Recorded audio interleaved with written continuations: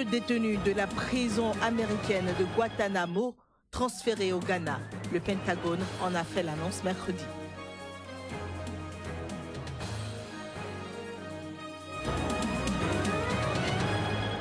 La Tunisie, face aux défis économiques et sécuritaires, remanie son gouvernement. Une dizaine de portefeuilles revus.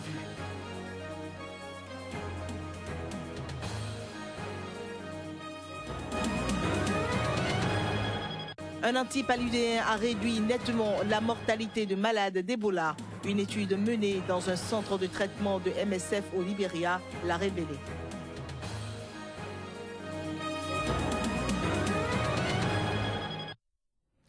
Mesdames et messieurs, bonjour et bienvenue dans ce nouveau rendez-vous des informations sur Sika. Le Ghana a accueilli sur son territoire mercredi 2 détenus de la prison américaine de Guantanamo. Selon Gary Ross, porte-parole du Pentagone, les 2 hommes sont les premiers détenus à être transférés dans un pays d'Afrique subsaharienne. Ils feront l'objet d'une surveillance adéquate, mais le ministère américain de la Défense estime qu'ils ne représentent pas de menace. Mahmoud Oumar Mohamed et Khalid Mohamed Salih font partie plutôt d'un groupe de 17 prisonniers qui doivent être transférés d'ici la mi-janvier de Guantanamo vers d'autres pays qui ont accepté de les recevoir. Après ces 17 transferts, il ne restera que 90 détenus dans le camp de prisonniers. La Maison-Blanche continue toutefois à travailler sur un nouveau plan pour fermer cette prison créée en janvier 2002 sur l'île de Cuba dans la foulée des attentats du 11 septembre 2001. En Côte d'Ivoire, le Premier ministre Daniel Kablan-Doukan et son gouvernement ont démissionné mercredi pour permettre au président Alassane Ouattara, réélu en octobre, de relancer son action qu'il veut plus efficace. Leur démission a été bel et bien acceptée par le président ivoirien. Le Premier ministre ivoirien Daniel Kablan-Doukan et son gouvernement ont présenté mercredi leur démission au président Alassane Ouattara avant le début de ce qui devait être le premier conseil des ministres de l'année. Cette décision devant permettre au président ivoirien, réélu pour un second mandat en octobre, de relancer son action qu'il veut plus efficace, intervient alors qu'un remaniement gouvernemental était attendu depuis plusieurs semaines. À l'entame de votre second mandat, je voudrais, comme veut la tradition, vous présenter ma démission en qualité de Premier ministre, ministre de l'économie, des finances et du budget, nommé le 21 novembre 2012, ainsi que la démission du gouvernement formé le 22 novembre 2012. Prenant acte de leur décision, le président Alassane Ouattara a félicité le Premier ministre sortant pour sa compétence, son leadership et son action à la tête du gouvernement et les autres membres du gouvernement pour la bonne conduite des affaires de l'État qui ont permis le plébiscite de l'élection présidentielle où il a obtenu plus de 83% des voix.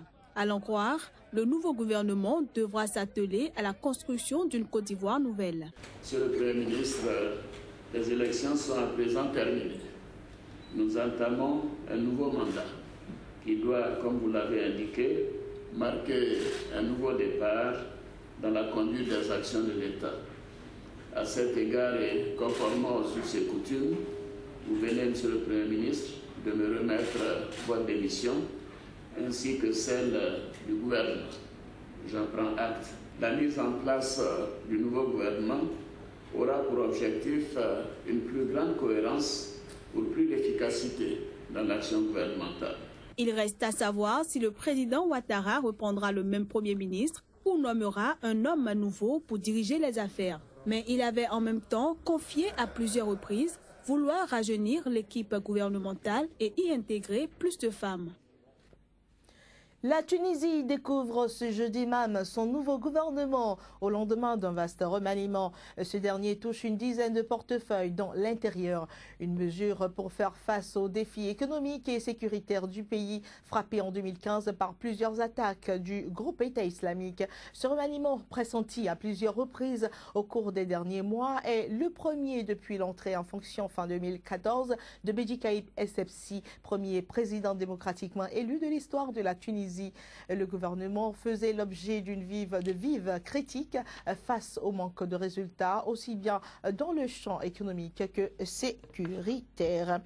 Nous nous rendons à présent au Burundi pour dire qu'aucun membre du gouvernement n'a effectué le déplacement d'Arusha. Conséquence, la reprise annoncée des discussions entre le pouvoir et l'opposition burundaise reste lettre morte. Aucune date n'a par ailleurs été retenue. Aussi bien l'opposition que le pouvoir se rejettent mutuellement la responsabilité. Sans surprise, les pourparlers visant à dénoncer la crise que traverse le Burundi n'ont pu reprendre mercredi à Arusha comme initialement prévu. Après avoir réuni les deux camps fin décembre à Entebbe en Ouganda afin de relancer un dialogue bloqué depuis juillet, la médiation du président ougandais Yoweri Museveni avait annoncé une reprise des discussions le 6 janvier. Cette date avait été dénoncée par le camp du président burundais Pierre Nkurunziza qui avait expliqué qu'elle n'avait pas fait l'objet de consensus. Pour les mêmes mobiles, le gouvernement annonce qu'il n'y aura non plus de dialogue le 16 janvier. Toute chose que déplore le SNARED, la plateforme réunissant les principaux partis d'opposition en exil. Déjà reporté en juillet en raison d'une élection présidentielle contestée, timidement relancée fin décembre en Ouganda, le dialogue semble définitivement au point mort. Les deux partis restent campés sur leur position. Bujumbura refuse tout dialogue incluant le SNARED. Du côté de la plateforme, ses membres s'opposent à tout accord qui permettrait à Pierre Nkurunziza de continuer à gouverner le pays au-delà de ses deux mandats présidentiels. La balle manifestement est désormais dans le camp des médiateurs pour proposer une nouvelle échéance. Depuis décembre, ni l'Union africaine qui souhaitait envoyer une mission de maintien de la paix, ni l'Ouganda n'ont fait entendre leur voix. En Libye, au moins 4 réservoirs de brut ont pris feu dans le nord, conséquence de combats meurtriers entre des gardes des installations pétrolières et le groupe État islamique. Ces affrontements ont eu lieu lundi et mardi. Ils surviennent donc au moment où l'ONU s'efforce de mettre en place un gouvernement d'union nationale dans ce pays, en proie donc au chaos où 2 autorités rivales, l'une basée dans l'Est et reconnue par la communauté internationale, l'autre donc siégeant dans la capitale Tripoli, se dispute le pouvoir. L'émissaire de l'ONU, Martin Kobler, a de nouveau souligné la nécessité pour le Parlement libyen légitime, basé dans l'Est, d'approuver rapidement la formation de ce gouvernement, avertissant que tout retard profiterait au groupe extrémiste EI qui contrôle déjà la ville de Sirte. Et puis nous allons très rapidement parler santé avant de poursuivre cette édition. Eh bien, il faut dire qu'un antipaludéen a réduit la mortalité chez les patients atteints d'Ebola. C'est une étude menée dans un centre de traitement de l'ONG Médecins sans frontières au Libéria en 2014 qui le révèle. Les résultats sont publiés mercredi donc aux États-Unis. Le risque de décès chez les malades traités avec de l'artesunate amodiaquine a été donc réduit de 31% par rapport à ceux soignés avec de l'artéméter, eh bien l'uméphantrine, un autre traitement antipaludéen. Pendant 2 semaines, les patients ont été traités avec le premier antipaludéen sans autre modification dans la prise en charge clinique et les médecins ont constaté une réduction marquée de la mortalité. Eh bien, les propriétés antivirales de l'amodiaquine ont récemment été observées lors de tests en laboratoire sur différents médicaments utilisés pour traiter d'autres maladies infectieuses. Reste que l'étude rétrospective de Médecins sans frontières est prometteuse et devrait donc encourager la recherche clinique. Il faut dire que l'Organisation mondiale de la santé pourrait proclamer la fin de l'épidémie dans l'ensemble de la région touchée vers mi-janvier. Puis nous allons finir par des nouvelles de la République centrafricaine rapidement. La mission des Nations Unies en Centrafrique donne enfin de la voix et son chef, le Gabonais parfait Onanga Anyanga, a promis mercredi même des sanctions fortes lorsque les responsabilités sont établies dans les nouvelles allégations d'abus sexuels commis par des casques bleus et des forces internationales. Selon une annonce faite mardi soir par un porte-parole de l'ONU à New York, les victimes présumées sont 4 fillettes soumises à des abus sexuels et une exploitation sexuelle à Bangui. Elles ont été interrogées par des enquêteurs de l'UNICEF, le Fonds des Nations Unies pour l'enfance. Nous sommes venus dans ce pays pour aider une population qui est déjà meurtrie. Il est absolument inacceptable qu'un seul soldat du maintien de la paix soit impliqué dans ces actes horribles, s'est indigné mercredi par Fair Onanga Anyanga lors d'un point de presse à Bangui. Dans le doute, Nous prenons le parti des victimes, a-t-il ajouté, assurant que les sanctions seront fortes dès que les responsabilités seront établies. L'ONU a annoncé avoir ouvert une enquête visant les casques bleus de 3 pays participant à la MINUSCA, sans préciser de quel contingent il s'agissait ni combien d'hommes étaient impliqués. Mais selon des sources à l'ONU, il s'agit de soldats du Maroc, du Gabon et d'Égypte. La MINUSCA a indiqué par ailleurs dans un communiqué mardi soir que des forces internationales à Bangui font également l'objet d'une enquête. Contacté, un officier de la force française, seule armée étrangère déployée aux côtés de la MINUSCA en Centrafrique, a affirmé n'avoir connaissance d'aucun nouveau cas impliquant la force Sangaris. L'affaire dans laquelle sont impliquées des troupes Sangaris est différente et elle est actuellement traitée à Paris, a précisé cette source en référence au récent scandale retentissant de viol d'enfants impliquant des soldats français déployés sous commandement français en République centrafricaine. La première partie de notre session terminée, nous entamons donc la deuxième constituée de la revue de presse. C'est juste après ceci.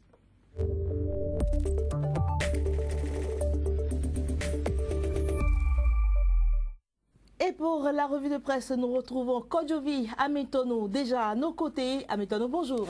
Bonjour Claire Stéphane Sacramento. Alors nous démarrons cette revue de presse par des nouvelles de la Côte d'Ivoire où le renouvellement des instances se poursuit. Tout à fait. Relu donc en octobre dernier, le président Alassane Dramane Ouattara avait besoin donc d'une nouvelle équipe pour relancer son projet de société. Là-dessus écrit ivoirien.net, démission du gouvernement ivoirien. Et la Côte d'Ivoire.net nous rassure que cette démission ne va pas durer, puisque reconduit le Premier ministre Doukan, chargé de former un nouveau gouvernement. Ce gouvernement sera formé, mais ceux qui sont partis regrettent et pensent d'ailleurs que l'équipe qui se mettra donc en place pourra donc relever les défis qui attendent la Côte d'Ivoire. Et c'est Abidjan.net qui nous rapporte cette information, écrit d'ailleurs. Un ministre sortant espère que le prochain gouvernement sera à la hauteur des enjeux du pays. Puis il faut dire de la Côte d'Ivoire, on passe au Burkina Faso où bien sûr les citoyens de ce pays attendent donc pour leur part la formation d'un gouvernement pourvu d'un Premier ministre. Tout à fait, et c'est awaga.com qui nous rapporte en premier l'information et titre « La nomination du Premier ministre au menu des journaux burkinabés ». Donc c'est une information qui préoccupe à la fois le peuple et les journalistes. Fasozine nous parle plutôt du président Roch Christian Kaboré qui s'informe sur la situation des finances et de la sécurité du Burkina Faso. Là-dessus, le Faso.net s'intéresse beaucoup plus aux finances publiques et également à l'administration et pense que la lutte contre la corruption dans l'administration publique a donc satisfait les Burkinabés puisque la moitié des Burkinabés insatisfaits d'abord du gouvernement révèle une enquête de Afrobaromètre. C'est une enquête donc commanditée qui a apprécié l'avis des Burkinabés sur la lutte contre la corruption dans l'administration publique. Et pendant ce temps, pas très loin du Burkina Faso, le scrutin du 21 février se précise au Niger avec la validation du fichier électoral. Oui, Claire Stéphane Sakabeto, le Niger dans le web en parle et écrit Niger, élection, francophonie, validation sous réserve du fichier électoral. Le Niger dans la diaspora, présentation des vœux de nouvel an à la présidence de la République. Le chef de l'État reçoit les vœux des responsables des partis politiques, de la société civile et également des candidats aux élections présidentielles. Et parlant donc du Niger toujours, mais loin des élections présidentielles et également des vœux, les hôpitaux paralysés par une grève de 10 jours, des médecins spécialistes. C'est bien sûr Agname.com qui apporte l'information comme quoi tout le monde ne rit pas de la même actualité. Absolument, c'est sans doute vous qui avez raison, Kodjovi Ametono. Nous mettons un terme à cette édition de la revue de presse. Merci à vous, Claire Stéphane Sacramento, et rendez-vous demain. Absolument. Alors c'est la fin donc de cette édition. Merci d'avoir été des nôtres. Très bonne suite de programme sur SICA. À bientôt.